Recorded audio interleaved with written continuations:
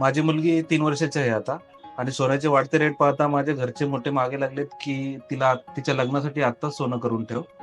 तर माझ्याकडे आत्ताच एक लमसम अमाउंट आली 16 लाखाची. तर तुम्हाला काय वाटतं सचिन सर, मी आत्ताच सोनं घेऊन ठेवलं पाहिजे का? विचार तुमचा बरोबर आहे.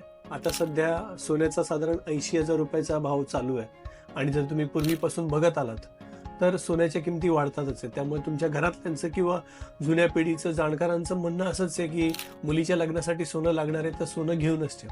पण माझा एक विचार असा आहे की जर सध्या आज तुमच्याकडे जी 16 लाख रुपयाची अमाऊंट आलेली आहे तिच्यातून तुम्ही समजा 80,000 रुपयाचा सध्याचा सोन्याचा जर रेट पकडला तर तुम्ही 20 तोळे सोनं आजच्या तारखेला घेऊ शकाल.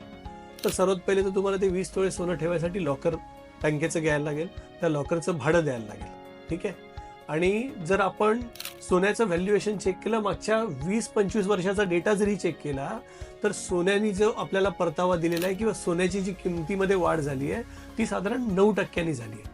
तर आता आपण असा विचार केला की इथून जर तुम्ही हे 16 लाख रुपयाचं सोनं घेतलं, 20 तोळे सोनं, आणि जर ते 9% पुढच्या 25 वर्षामध्ये म्हणजे मुलीच्या लग्नापर्यंत वाढत राहिलं तर तुमची हे जे सोन्याचं व्हॅल्युएशन आहे किंवा सोन्याची जी किंमत आहे ती होईल साधारण 1.3 करोड किंवा 1.4 करोड. ठीक आहे.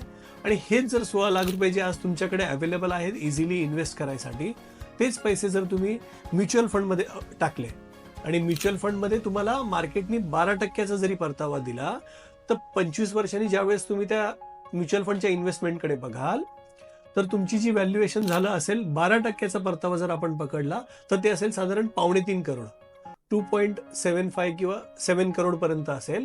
त्याच्यातून तुम्ही 1.5 करोडचं सोनं विकत घ्या आणि तरी पण तुमच्याकडे साधारण 1.25 करोडची अमाऊंट राहील. त्या अमाऊंटमध्ये तुम्ही तुमच्या मुलीचं लग्नही करू शकाल, वरातीला चांगल्या ठिकाणी जेवायलाही घालू शकाल आणि त्यांना हनीमूनलाही पाठवू शकाल. तुम्हालाही जर अशी इन्व्हेस्टमेंट करायची असेल, तुमच्याकडेही पैसे असतील आणि तुम्हाला म्युच्युअल फंडमध्ये इन्व्हेस्टमेंट करायची असेल तर मला खाली दिलेल्या नंबरवरती संपर्क साधा. आम्ही तुम्हाला तुमचे लॉंग टर्म गोल अचीव्ह करण्यासाठी नक्की मदत करू. थँक्यू.